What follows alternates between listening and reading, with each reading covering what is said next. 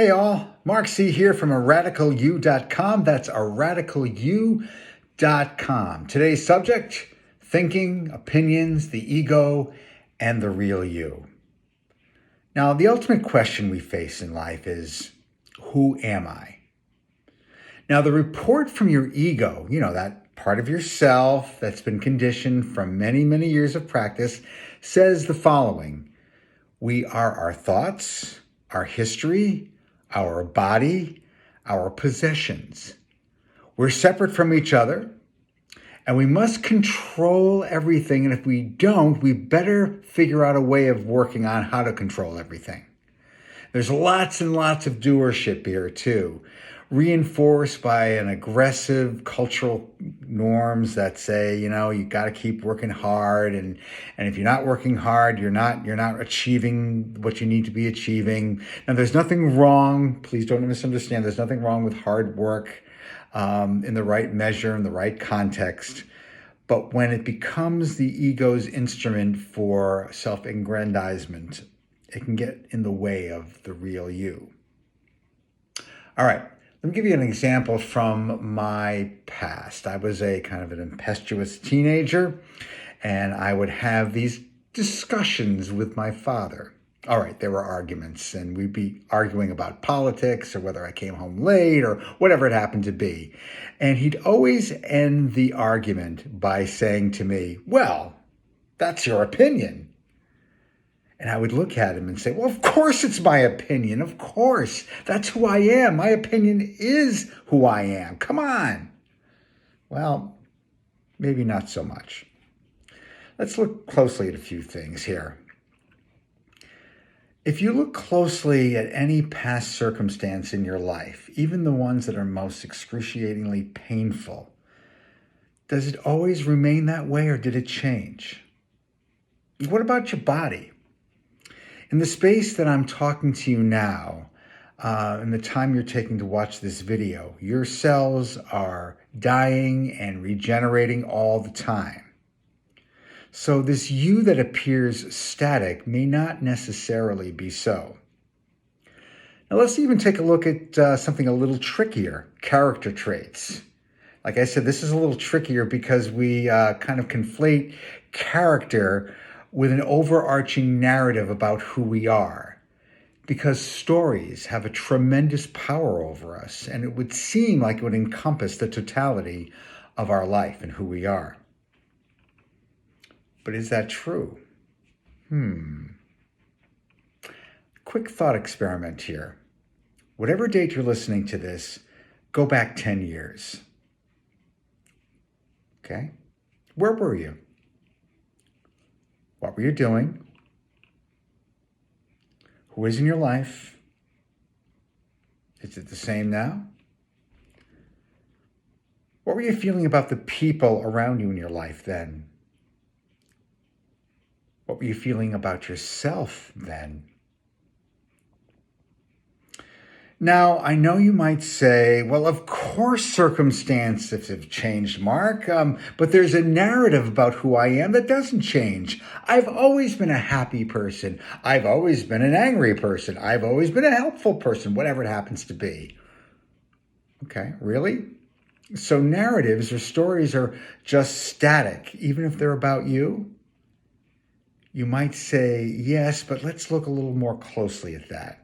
Now, we cling to these narratives like Velcro because they're safe, comfortable, and they create our identity. And there's nothing wrong with that. These ego structures that we've developed create a sense of identity and stability and predictability. And in the practical sense, that gets us through our day.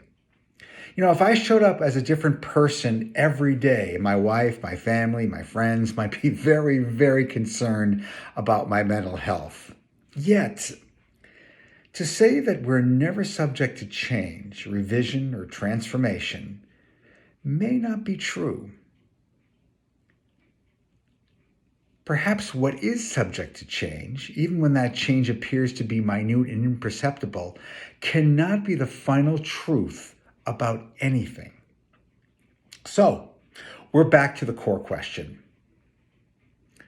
If my circumstances my body, and even my self-perception change, then who am I? Now, this isn't as esoteric and far-fetched as it appears. I'm going to do a guided meditation right now. Close your eyes. Take a nice deep breath to center yourself.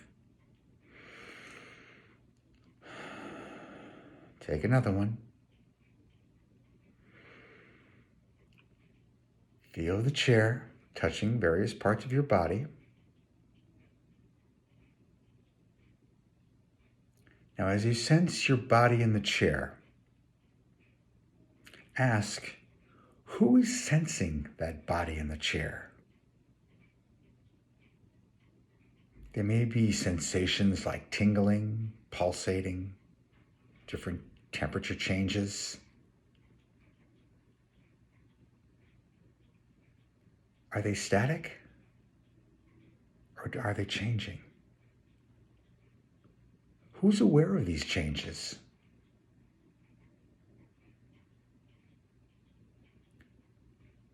Let's do the same for the sounds around you. Note the sounds in your immediate vicinity. What you hear, just note them without commentary. Don't get caught up in the story of the sound, just note the sound. Do they change? Now, who's aware of those sounds? Who's aware of those changes? Who's witnessing the flow of sensations and sounds moment to moment?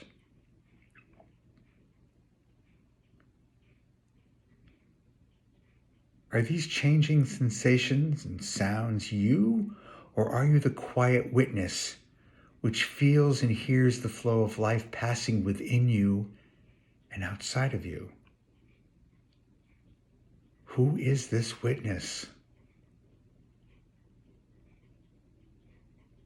Is there a firm identity attached to this witness? Or is the witness the space through which all the changes of life simply pass through? Could you be that space? In that space right now, is there anything to hold on to?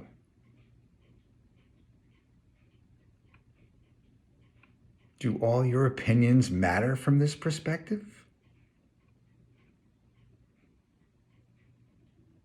If everything is in flux, again, what is there to hold on to? Could it be that the spaciousness who witnesses all of these changes is the real you, the formless you that incarnates a body to experience everything? This awareness, having fun, experiencing all that passes in and through you. Now, take a deep breath, and when you're ready, open your eyes. So, maybe, just maybe, as much as I hate to admit it, my father was right all along. My opinion was just my opinion. And I made the karmic mistake of taking it as something which defined me. Again, this is not to say that your thoughts and opinions don't have value or worth. They could, especially if they're in service of the truth. But when we get to that level, what we're really talking about is a deeper discernment to the way things really are. And that's a subject for another day.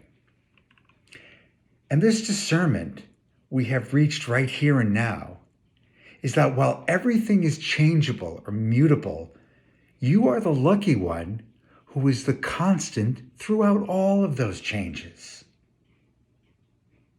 All right, one more quick experiment for you. This one should be pretty easy. You ready? As you're sitting there, I ask you to drop your awareness right now. Just stop being aware. Go ahead. I'll wait. You got 2 more seconds. All right. It's impossible. Awareness is all there is. And once you are aware of this awareness, this core of being, it's the birth of true wisdom.